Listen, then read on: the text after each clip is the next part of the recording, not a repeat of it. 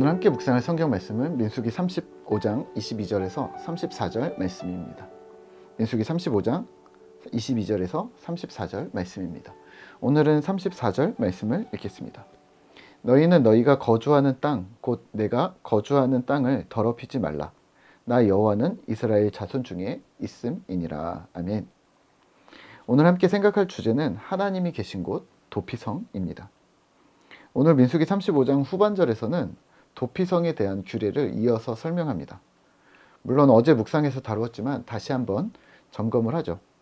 이스라엘의 기업을 분배했는데 레위 지파는 땅을 받지 않았습니다. 왜냐하면 이들은 백성들 속으로 들어가서 뿔뿔이 흩어져 하나님과 백성을 잇는 통로의 역할을 해야 했기 때문입니다. 이것이 당시 그들의 사명이었고, 그래서 그들은 각 지파들 속에서 살았습니다. 하지만 영역이 있었습니다. 각 지파들마다 레위인들이 지낼 성읍과 목초지를 주어야 했고, 그곳에서 레위인과 그의 가족들은 삶을 영위했습니다. 참고 지도를 보시면 아시겠지만 레위 성읍은 전체 48개의 성읍이었습니다. 그도 그럴 것이 한 지파를 이제 나누었으니까 그 정도 상당수의 성읍이 필요했겠죠. 그리고 48개의 성읍 중에 6개의 성읍은 특별한 기능을 했습니다. 바로 도피성입니다. 도피성의 규율입니다. 22절에서 25절입니다.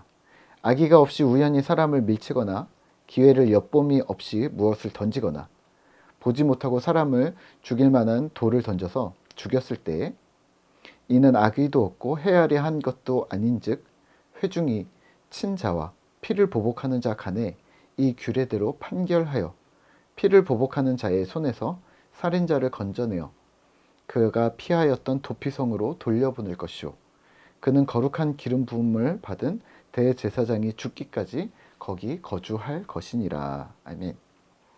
도피성은 고의가 아닌 실수나 사고로 살인을 저지른 자가 억울함을 호소하면서 피해자의 친족들로부터 복수를 피하도록 제공되었던 보호 장소였고, 재심판을 청구할 수 있는 장소였습니다.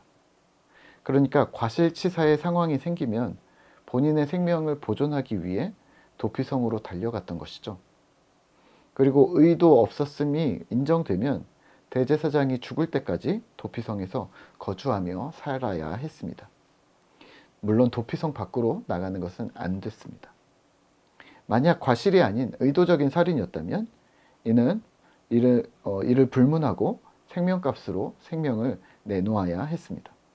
도피성이라고 해서 무조건 사람을 받아준다는 말은 아니었습니다. 자, 그러면 오늘 우리는 무엇을 기억해야 할까요? 하나님의 법칙입니다. 하나님께서 이런 복잡해 보이는 규칙들, 그리고 세세한 규칙들을 정해서 이스라엘에게 주신 이유는 무엇일까요? 네, 질서입니다. 하나님은 하나님의 공동체가 하나님의 뜻대로 움직이기를 원하셨던 것이죠. 매 사안마다 하나님께서 이래라 저래라 하시는 것보다는 규칙을 만들고 규율을 통해 하나님의 통치 방식이 이 땅에 흐르게 하시려는 것이었습니다. 오늘날 치안이 좋은 나라 중인 하나인 대한민국에 사는 우리는 이 부분이 잘 와닿지 않을 수 있습니다. 범죄가 발생하지 않게 하고 최소화되게 하여서 안전하고 평화로운 사회적 환경을 유지하는 것이 치안인데요.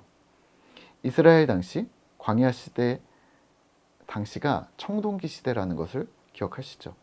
그러니까 바벨론 함무라비 법전보다 한참 전에 있었던 일이라고 생각하셔야 하는데요. 함무라비 법전이 이 고대사에서 되게 의미가 있는 이유는 이러한 타당한 법이 그 당시에 있었다는 것이 주목되었던 건데요. 출애굽, 가나안, 이 당시에 이스라엘에게 주어진 하나님의 법은 그보다 더 훨씬 앞선 시대였다는 것을 기억하셔야 합니다. 그러면 하나님은 왜 이렇게 법을 주신 걸까요? 결론은 34절입니다. 너희는 너희가 거주하는 땅, 곧 내가 거주하는 땅을 더럽히지 말라. 나 여호와는 이스라엘 자손 중에 있음이니라. 아멘. 하나님께서 그들 중에 계시기 때문입니다. 아니, 더 정확하게는 하나님께서 그들을 직접 통치하고 계셨다는 말입니다. 하나님의 음성을 듣고 통치하는가? 하나님의 뜻이 이미 공개되어서 그들이 알아서 법칙에 따라 행동하는가? 네, 같은 겁니다. 하나님은 이들을 하나님의 방식으로 살아가는 하나님의 백성으로 만들어 가고 계셨던 것이죠. 그러면 오늘 우리는 무엇을 해야 할까요? 네, 하나님이 우리와 함께 계심을 기억한다면, 그리고 우리 손에 하나님의 법칙인 성경이 주어졌음을 기억한다면, 하나님 때문에라도 또 성경 때문에라도 주님 뜻대로 살아야 함을 강조하셔야 합니다. 하나님이 뻔히 보고 계신데 제멋대로 살까요? 자기중심적으로 살까요? 소비와 안락함을 목표로 살까요? 또 성경이 우리 손에 들려 있는데 하루 한 번 성경을 펴지 않아도 괜찮을까요? 내 삶이 주님 것이라고 고백한다면 하루 한 번 기도? 하루 한 번 묵상? 이것도 못할까요? 네, 내 삶의 주인이 하나님이심을 스스로 인정하고 기억하셔야 합니다.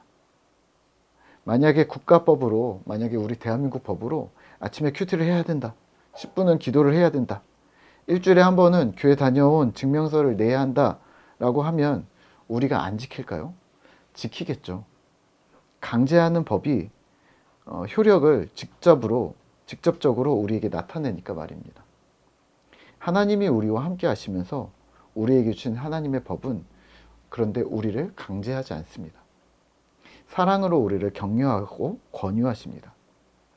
강제성이 없다고 해서 그 법칙이 없는 것은 아닙니다.